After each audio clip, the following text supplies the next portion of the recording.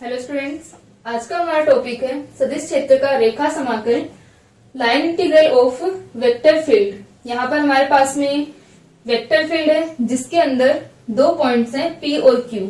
ठीक है, line integral हम किस प्रकार निकालते हैं ये आज के लेक्चर में हम लोग पढ़ेंगे। तो यहाँ पर हमारे पास में जो सदिश क्षेत्र है जिसके अंदर P और Q दो पॉइंट्स हैं, इस पॉइंट को हमने, इन दोनों पॉइंट्स को एक लाइन के थ्रू हमने यहाँ पर मिला रखा है, यानी एक कर्व के थ्रू यहाँ पर हमने इसको मिलाया है। तो ये जो हमने पाथ डिफाइन किया है P से Q तक का, इस पूरे पाथ को हम छोटे छोटे अल्पांशों में बांटते हैं जो हमारे विस्थापन अल्पांश हैं dr1, dr2 और dr3। तो इसके लिए हम लिख सकते हैं कि माना किसी सदिश क्षेत्र में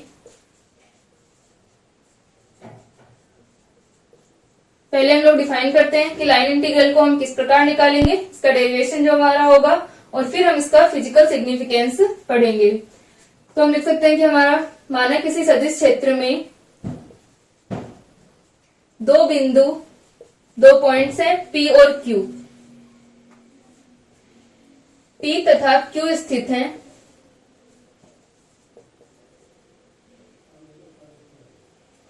P तथा Q स्थित हैं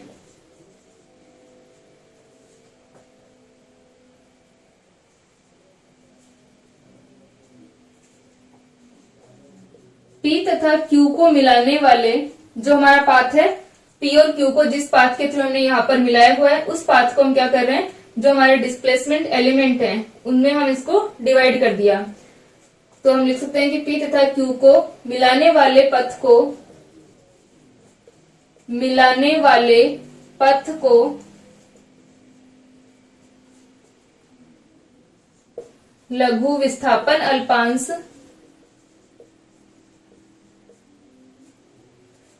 विस्थापन अल्पांशों dr1, dr2, dr3 इस प्रकार से यहाँ पर छोटे छोटे हमारे क्या हो जाएंगे, एलिमेंट आ जाएंगे जो हमारा डिस्प्लेसमेंट एलिमेंट है। यहाँ पर हमने dr3 तक शो किया हुआ है, बाकी आगे हम इसको लिख सकते हैं। तो यहाँ पर हम डॉट डॉट लगा देते हैं कि dr1, dr2, dr3 आदि में विभक्त करते हैं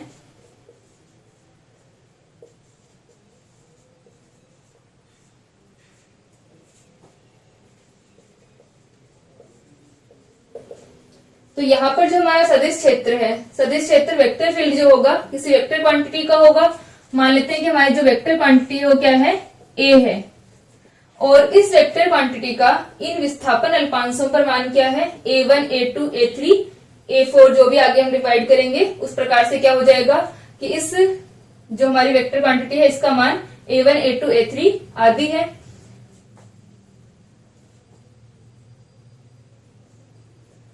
तो हम लिख सकते हैं इन विस्थापन अल्पांशों पर यहाँ पर हम लोग अलग अलग क्यों लिख रहे हैं A1, A2, A3, क्योंकि हमें पता है कि जो हमारा वेक्टर फील्ड है इसके अंदर हर एक पॉइंट पर हमारी जो डायरेक्शन होगी A वेक्टर की वो क्या होगी, अलग होगी।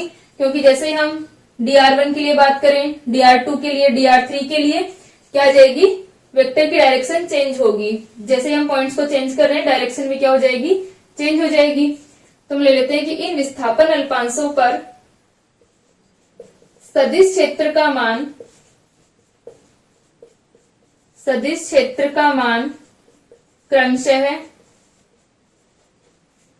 A1, A2, A3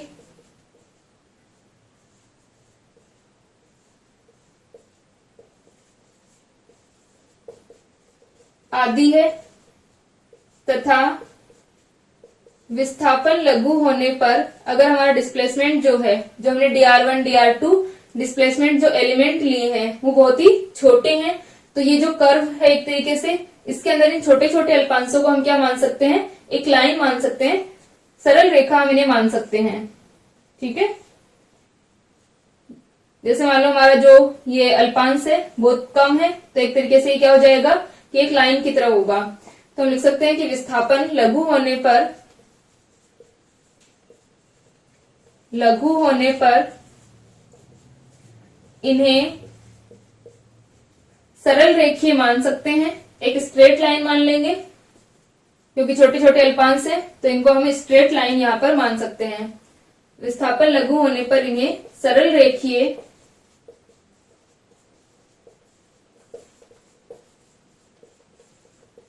मान सकते हैं। अब हम क्या लेते हैं कि जो विस्थापन अल्पांश है, डिस्प्लेसमेंट एलिमेंट है, और इनके ऊपर जो वेक्टर फील्ड का जो मान है A1, A2, A3, इनका हम क्या लेते हैं, डॉट प्रोडक्ट लेते हैं, अदिश गुणन स्केलर प्रोडक्ट हम यहाँ पर लेते हैं, क्योंकि जो हमारा डॉट प्रोडक्ट होता है क्या होता है, स्केलर प्रोडक्ट होता है। तो यहाँ पर हम लिख सकते हैं कि विस्थापन अल्पांशों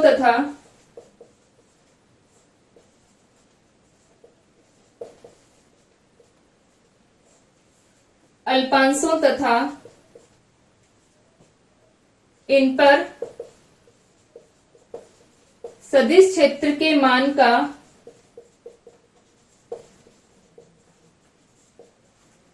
अदिश गुणन लेने पर, स्केलर प्रोडक्ट लेने पर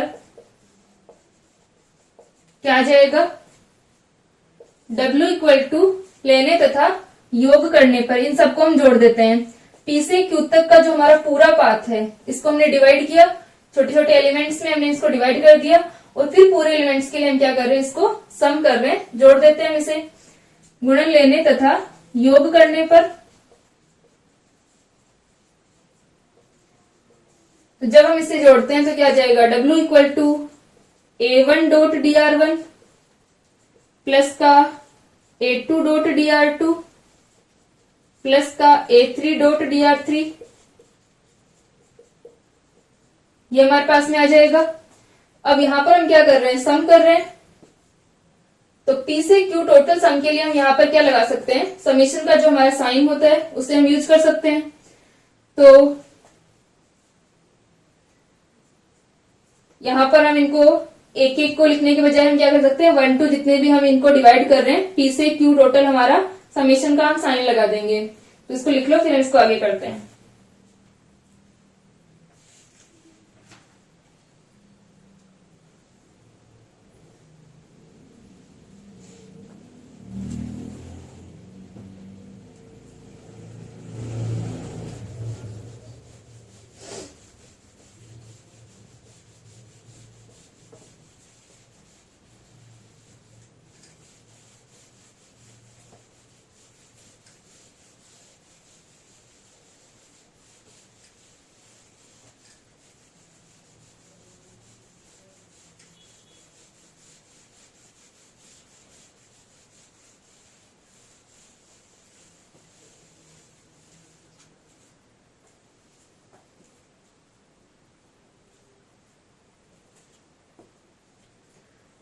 तो यहां से हम इसको लिख सकते हैं, या W equal to summation P से Q और A vector dot dr vector. यहाँ पर हमारा A1 dot dr1, A2 dot dr2, ये सारे क्या हो जाएंगे, ऐड हो जाएंगे। अब यहाँ पर जो हमारे डिस्प्लेसमेंट एलिमेंट हैं, हमने कहा कि ये क्या है, स्मॉल है, छोटे हैं। तो अगर ये कम है, यानी बहुत से पार्ट्स में हम इसको डिवाइड कर रहे हैं, पूरा जो हमारा P से Q तक का पाथ है इसको हमने बहुत ही छोटे छोटे पार्ट्स में डिवाइड किया है, तो हम क्या कर सकते हैं, इसे सम के बजाय यहाँ पर हम इंटीग्रेशन ले सकते हैं, क्योंकि हमारा जो समाकलन होता है किसको रिप्रेजेंट करता है, सम को रिप्रेजेंट करता है। एक लिमिट से दूसरी लिमिट जो हम रखते हैं, तो यहाँ पर हमारे लोअर लिमिट से अपर लिमिट तक, तो यहाँ पर हमारा लोअर लिमिट क्या होगी, P से Q तक का, लोअर और अपर जो हमारी लिमिट होंगी वो P से Q तक की होंगी। और हम क्या कर रहे हैं, इन सारे एलिमेंट्स को, जो कि स्मॉल एलिमेंट्स हैं, इन्हें हम ऐड कर देते हैं। तो यहाँ पर dr जो है अगर बहुत कम है, टेंड्स टू 0 है। यदि जो विस्थापन अल्पांश है, डिस्प्लेसमेंट एलिमेंट है, dr टेंड्स टू 0 है, तो क्या हो जाएगा, इसे हम इंटीग्रेशन में चेंज कर सकते हैं। तो हम लिख सकते हैं W equal to limit dr tends to 0 summation of P से Q A vector dot dr vector equal to integration P से Q जो हम इंटीग्रेशन कर रहे थे, integration A vector dot dr vector. यहाँ पर हमारा जो समीशन था इसको हमने चेंज कर दिया इंटीग्रेशन पी से क्यू, और हमारे पास में मान आ गया W equal to integration P से Q A vector dot D R vector. और इसे ही हम क्या कहते हैं, ये जो हमारा मान आया है इसे हम क्या कहेंगे, इस वेक्टर फील्ड का लाइन इंटीग्रल रेखा समाकल कहते हैं। तो हम लिख सकते हैं उपरोक्त समाकलन को, ये जो हमारा समाकलन आया है इंटीग्रेशन जो आया है इसे हम क्या कहते हैं, इस वेक्टर फील्ड का लाइन इंटीग्रल P से Q तक सदिश क्षेत्र का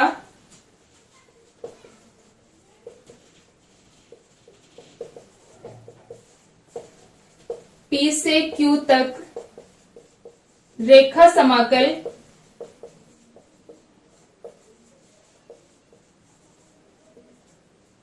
कहते हैं, लाइन इंटीग्रल कहते हैं। अगर हमारा पाथ जो हो क्लोज हो, जैसे मान लो P से Q तक गए, वापस Q से P तक आए, तो अगर क्लोज पाथ होगा तो हम यहाँ पर क्या ले सकते हैं, इसको हम इस तरह से शो करते हैं। यहाँ पर एक गोला बनाएंगे इस तरह से। तो अभी हम क्या लिखेंगे, इसको W equal to P to Q A vector dot D R vector. अब हम पढ़ते हैं कि इसका फिजिकल सिग्निफिकेंस क्या होता है, लाइन इंटीग्रल को हम किस तरह से यूज करते हैं। यहां तक लिख लो इसको।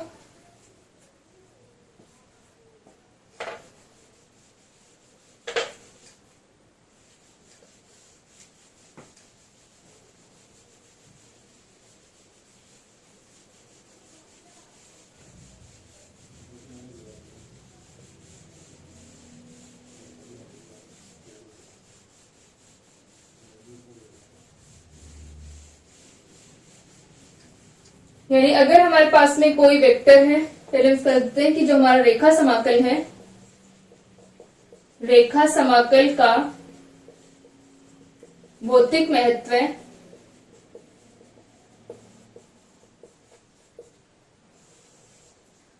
हमारे पास में कोई वेक्टर है ए वेक्टर, तो हमने इसका जो लाइन इंटीग्रल हमारा आया वो क्या आया, A vector dot D R vector. ये हमारा लाइन एलिमेंट कहलाता है, जो रेखाल्पांश या विस्थापन अल्पांश हम इसको कहते हैं, और ये हमारे पास में वेक्टर था। यानी इन दोनों का जो डॉट प्रोडक्ट होगा, स्केलर प्रोडक्ट होगा, उसका हम क्या कर रहे हैं, इंटीग्रेशन कर रहे हैं। तो मान लो हमारा जो ए वेक्टर है वो क्या होता, एफ होता, फोर्स होता। यहाँ पर जो हमारा वेक्टर है वो क्या होता, फोर्स होता। जो हमारा फील्ड है वो क्या होता, एक फोर्स फील्ड होता। तो यहाँ पर इस एफ वेक्टर का अगर हम लाइन एलिमेंट के साथ में, डीआर के साथ में लाइन इंटीग्रल निकालते हैं, रेखा समाकल निकालते हैं, तो क्या आएगा, F vector dot D R vector. और ये किसको रिप्रेजेंट करेगा, वर्क डन को, W को रिप्रेजेंट करेगा, किए गए कार्य को ये बताएगा यहाँ पर। यानी अगर हमारे पास में कोई वेक्टर है और उसका हम लाइन इंटीग्रल ले रहे हैं, जो कि वेक्टर क्या है, यहाँ पर फोर्स है, तो फोर्स का जो लाइन इंटीग्रल आएगा वो किसको रिप्रेजेंट करेगा, वर्क को। यानी हम वर्क को निकाल सकते हैं फोर्स के लाइन इंटीग्रल से। इसी प्रकार अगर किसी, यहाँ पर जैसे कि हम फोर्स की बात करें तो क्या हो जाएगा, फोर्स का जो लाइन इंटीग्रल है F vector dot D R vector equal to 0 होगा। तो ये क्या आ जाता है अपने पास में, कंजर्वेटिव फोर्सेस को जब हम डिफाइन करते हैं उनको हम लिख सकते हैं कि कंजर्वेटिव फोर्स के लिए हमारे पास में मान क्या आता है, 0 आता है। अगर नॉन कंजर्वेटिव हो गए तो क्या जाएगा, ये नॉट इक्वल टू 0 होगा। तो इस प्रकार से लाइन इंटीग्रल से हम जो हमारी फिजिकल क्वांटिटी है उनके मान निकाल सकते हैं और इनको डिफाइन कर सकते हैं कि जो फोर्सेस होंगे वो कंजर्वेटिव है या नॉन कंजर्वेटिव है।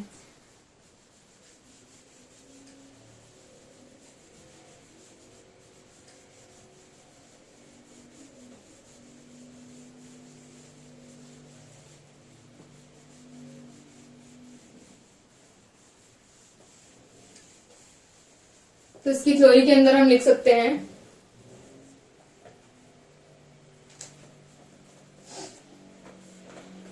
यदि किसी सदिश क्षेत्र में, यदि किसी सदिश क्षेत्र में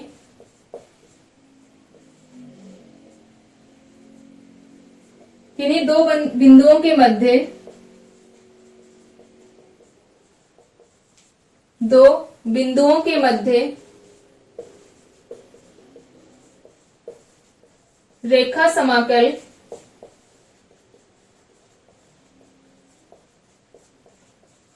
पथ पर निर्भर नहीं करता है।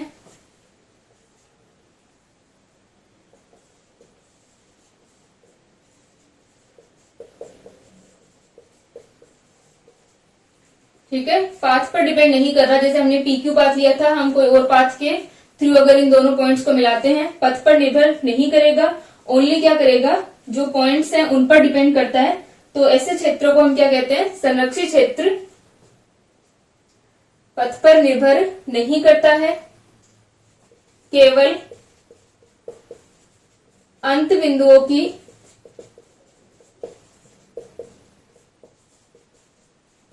स्थिति पर निर्भर करता है।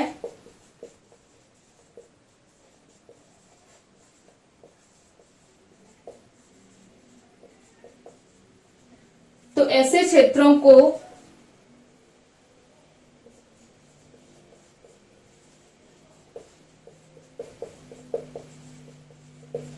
संरक्षित क्षेत्र, कंजर्वेटिव फील्ड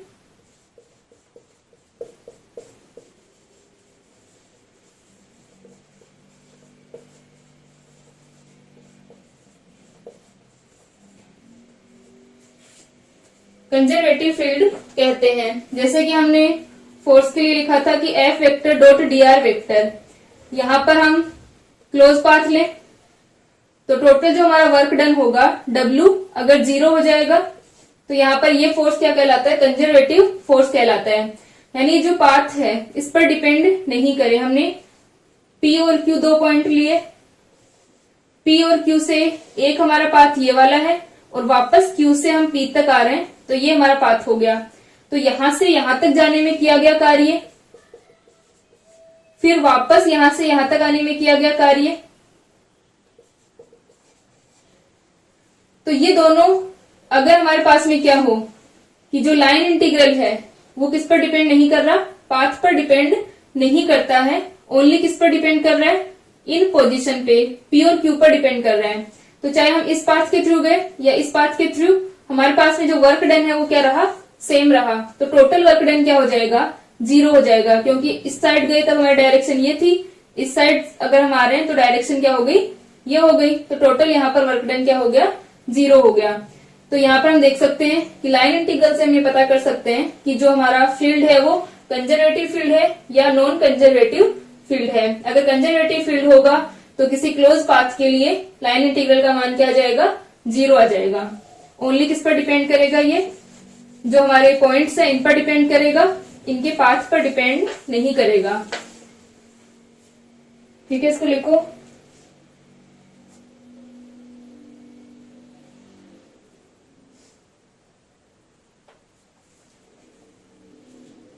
इसी प्रकार हम लिख सकते हैं कि यदि सदिश क्षेत्र A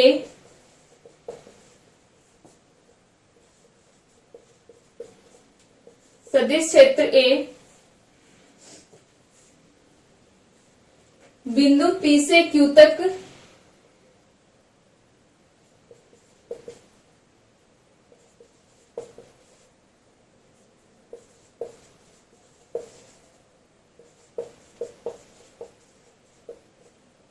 जाने में लग रहे बल को प्रदर्शित करता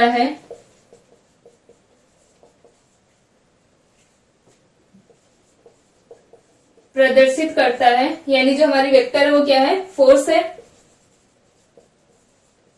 तो A vector dot D R vector P से Q बल द्वारा किए गए कार्य को व्यक्त करेगा।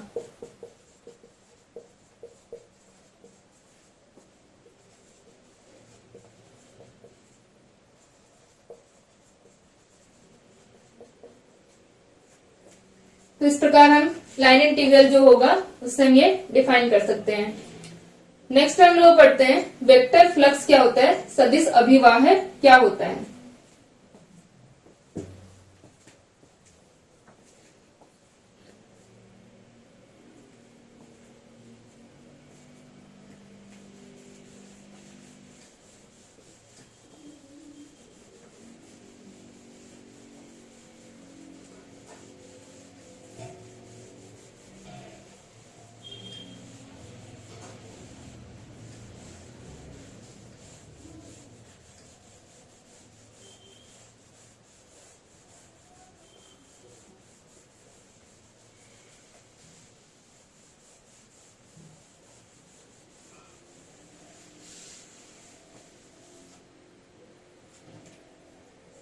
नेक्स्ट है सदिश अभिवाह है।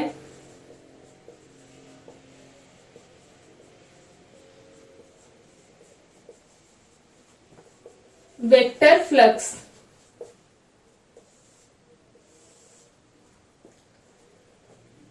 वेक्टर फ्लक्स को हम किस प्रकार डिफाइन करते हैं? मान लो हमारे पास में कोई वेक्टर फील्ड है S, और इसके द्वारा यहाँ पर हमारा जो एरिया है S है, और इसके द्वारा जो घेरा गया आयतन है, यहाँ पर वॉल्यूम है, वो क्या है? V है। तो इसके अंदर हम एक एरिया एलिमेंट लेते हैं। ये हमारा एरिया एलिमेंट क्या है? dA है। और एरिया की जो हमारी डायरेक्शन होगी वो हमेशा क्या होगी? इसके परपेंडिकुलर, अभिलंबवत होगी। तो ये हम एरिया की डायरेक्शन को डिफाइन कर देते हैं। जो dA वेक्टर होगा हमारा क्या होगा? परपेंडिकुलर होगा। अब इससे थीटा एंगल पर हमारा कोई वेक्टर है, यहाँ पर जो हमारा वेक्टर फील्ड है, तो इस एरिया एलिमेंट के ऊपर वेक्टर का जो मान है A का, वो क्या है? थीटा एंगल बनाते हुए है A वेक्टर। तो इसके लिए हम इस एरिया एलिमेंट से dA से निकलने वाला जो फ्लक्स होगा उसको हम कैसे बताएंगे? d phi equal to A vector dot dA vector. यहां हम कह सकते हैं इस A वेक्टर का प्रोजेक्शन A cos थीटा। हम इसको क्या लिख सकते हैं? A cos theta dot dA, और ये हमारा क्या आ जाएगा? A vector dot dA vector. तो d phi equal to A vector dot dA vector हो गया। और अगर हम संपूर्ण इसके लिए निकालें, जो हमारा एरिया है, टोटल एरिया के लिए अगर हम निकालते हैं तो क्या आ जाएगा? Phi equal to A vector dot dA vector. यहां पर हम डबल इंटीग्रेशन लगाते हैं। डबल इंटीग्रेशन क्यों लगाएंगे? क्योंकि एरिया का यहां पर हम इंटीग्रेट कर रहे हैं। तो एरिया के इंटीग्रेशन के कारण A vector dot dA vector, या हम ds ले सकते हैं। तो एरिया के इंटीग्रेशन के कारण यहाँ पर डबल इंटीग्रेशन को यूज करेंगे। और अगर हम डबल इंटीग्रेशन नहीं यूज कर रहे हैं तो हम क्या लिखेंगे? S लिखेंगे। S किसको बता रहे हैं? यहाँ पर सरफेस इंटीग्रल को बता रहे हैं। तो ये हमारा क्या कहलाता है? सरफेस इंटीग्रल dA जो है। और ये जो फाई होगा वो क्या होगा? फ्लक्स होगा। यानी एक तरीके से जो फ्लक्स है वो उन फील्ड लाइंस को बताता है जो कि इस एरिया में से गुजरती हैं। मान लो हमारा E वेक्टर है और यहां पर हमने एरिया लिया हुआ है। तो इस एरिया से जाने वाली जो फील्ड लाइंस होंगी उनके मैग्नीट्यूड को हम क्या बता सकते हैं कि यहाँ पर जो हमारा फ्लक्स होगा वो हम इन फील्ड लाइंस के द्वारा बता सकते हैं। ठीक है, तो इसके लिए हम एक एग्जांपल लेते हैं।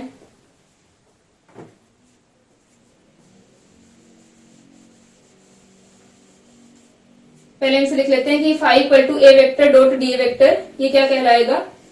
जहां फाई सदिश अभिवाह है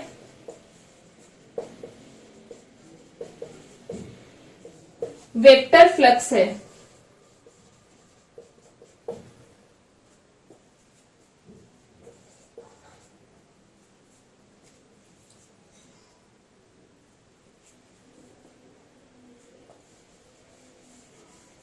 अब हम इसके लिए एग्जांपल लेते हैं।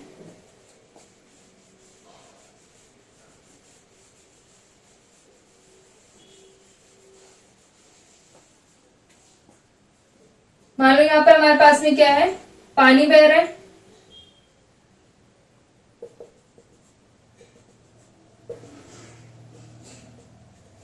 और यहां पर हमने कोई फ्रेम रखा हुआ है। तो इस फ्रेम को हम पानी के अंदर किस प्रकार रखें कि हमारा जो ज्यादा से ज्यादा पानी है इसके अंदर से होके फ्लो हो।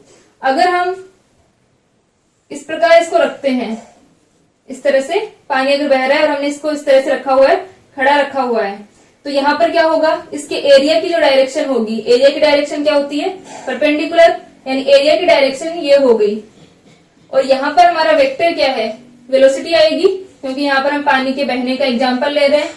तो यहाँ पर हमारा जो वेक्टर फील्ड है वो क्या है? वेलोसिटी है। तो वेलोसिटी की डायरेक्शन भी यही, पानी भी इसी डायरेक्शन में फ्लो हो रहा है, और जो एरिया है उसकी डायरेक्शन भी यही है। यानी V वेक्टर और dA वेक्टर की डायरेक्शन क्या है? सेम है। अब दूसरा हम क्या करते हैं, इस फ्रेम को इस तरह से रखते हैं, मतलब जिस तरह से पानी फ्लो हो रहा है हमने इसको सीधा इस तरह से रखा हुआ है, तो पानी क्या होगा, इसके ऊपर से होके जा रहा है, इसके अंदर से होके फ्लो नहीं हो रहा। ठीक है, यहाँ पर जो एरिया की डायरेक्शन होगी वो क्या होगी, ये होगी। ठीक है, सिर्फ परपेंडिकुलर होगी, इस तरह से होगी। और वेलोसिटी की डायरेक्शन क्या है, पानी इस डायरेक्शन में फ्लो हो रहा है, वेलोसिटी की डायरेक्शन ये है और एरिया की डायरेक्शन ये वाली है। यानी यहाँ पर जो एंगल था 0 डिग्री था और यहाँ पर एंगल कितना है, 90 डिग्री है। थर्ड एग्जांपल हम ले सकते हैं,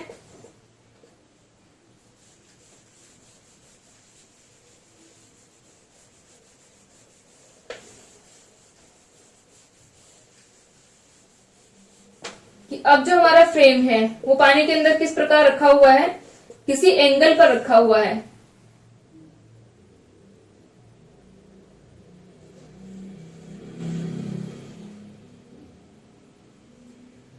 यानी अब हमारे पास में वेलोसिटी की डायरेक्शन ये है और थोड़ा सा ऐसे झुका हुआ है, एरिया की डायरेक्शन हमारी ये है, यानी कोई थीटा एंगल है इनके बीच में, कंप्लीट 90 का नहीं है, ये क्या है, थीटा एंगल पर है। इसको थोड़ा सा हम इस तरह से रख दें, ये हमारी एरिया की डायरेक्शन आ जाएगी और ये वेलोसिटी की डायरेक्शन। तो अब यहां पर हम देख सकते हैं कि v वेक्टर और dA वेक्टर के बीच में क्या है, थीटा एंगल है। तो इन तीनों कंडीशन के लिए अगर हम देखें, यहां से जो हमारा फ्लो होने वाला पानी होगा, वाटर होगा, वो कितना होगा, v vector dot dA vector. इसे हम लिख सकते हैं v dA कोस थीटा, और कोस थीटा यहां पर थीटा कितना है, 0 है फर्स्ट कंडीशन के अंदर हमारा। थीटा अगर 0 है तो ये क्या हो जाएगा, VDA, या अगर हम A लिखते ओनली तो VA आ जाता हमारा। सेकंड हमारी जो कंडीशन है इसके अंदर क्या है, V vector dot DA vector equal to VDA cos theta. Theta equal to कितना है, 90 डिग्री है, यानी हमने फ्रेम को इस तरह से रखा हुआ है। तो इस तरह से अगर हमने फ्रेम को रखा है तो पानी इसके आर पार फ्लो नहीं होगा, इसमें से इस तरह से फ्लो होगा। ठीक है, ये इस प्रकार रखा हुआ है, इसका एरिया का जो डायरेक्शन आएगी वो परपेंडिकुलर आ जाएगी और पानी की जो वेलोसिटी है वो इस प्रकार है।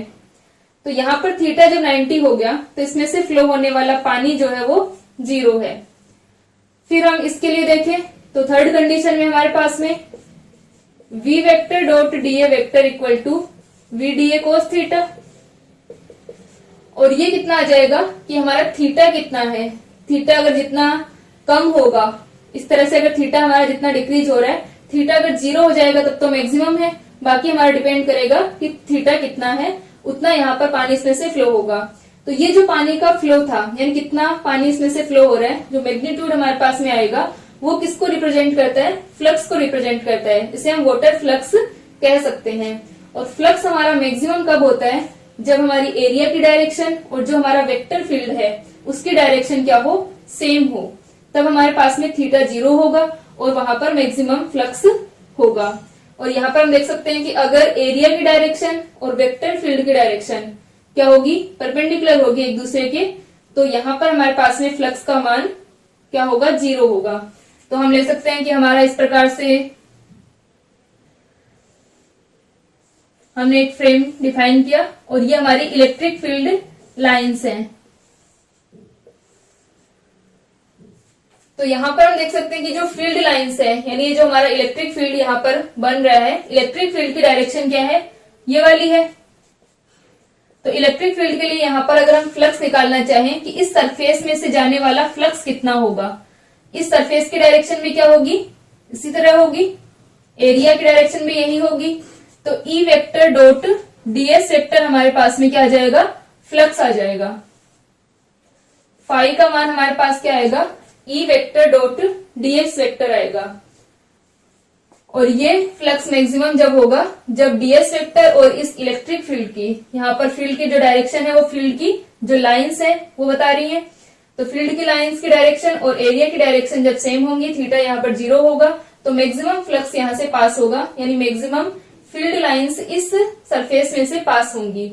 अगर ये हमारी सरफेस इस तरह से होती, जैसे कि आप लोगों ने पढ़ा होगा कि हम एक बेलन का जब एग्जांपल लेते हैं,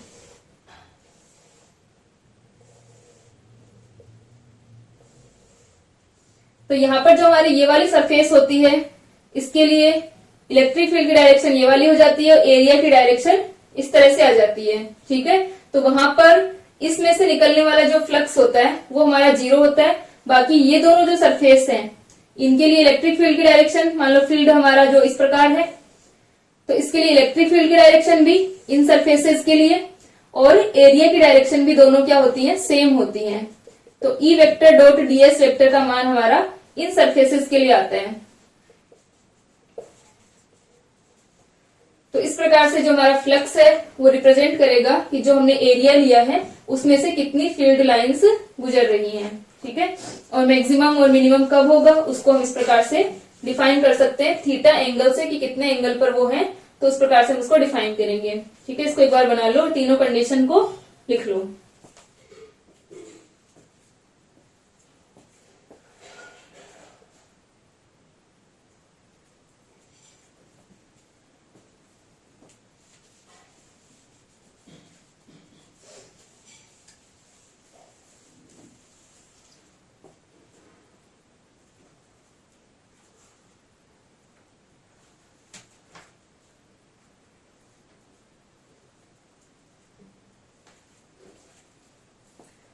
तो वेक्टर फ्लक्स का जो हमारा यूज होगा, जहां पर भी हम सरफेस में किसी भी क्लोज सरफेस से या हम वो निकाल रहे हैं कि जो हमारी फील्ड लाइन से कितनी पास हो रही है, वहां पर हम इसको फाई को यूज करेंगे। तो आगे जब हम डाइवर्जेंस पढ़ेंगे किसी वेक्टर का, तो वहां पर हम फ्लक्स को यूज करेंगे। ठीक है,